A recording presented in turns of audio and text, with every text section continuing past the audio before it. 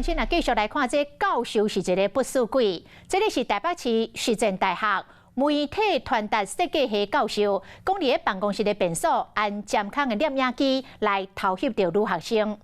有学生伫网络来发文章来控诉，讲老师以开导创作为理由，要求女学生到便所脱光光，来感受到身体的重要性。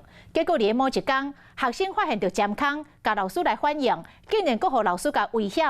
女学生用要无法度承受，甚至来伤害家己。实践大学回应讲，当下接到检举，就召开着性平会，嘛已经甲迄个不实的教授解聘了。甲其他教授有讲有像穿红衫这个设计系老师，看起来真亲切。也毋过有学生伫讲，伊敢若伫便所按这个监控的摄影机偷翕女学生。评检第一次被这个老师性骚扰，很就是无法走出来，所以评检的时候都没有参加。他好像在就是师大里面的这个厕所都有装监视器。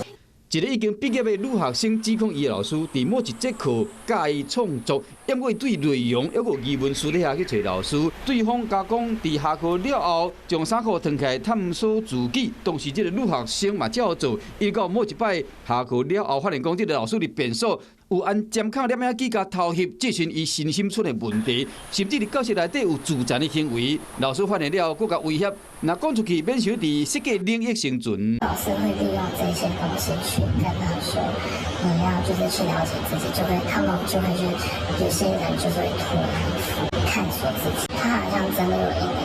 然后我们研究所也有一些学姐就是有被当成目标。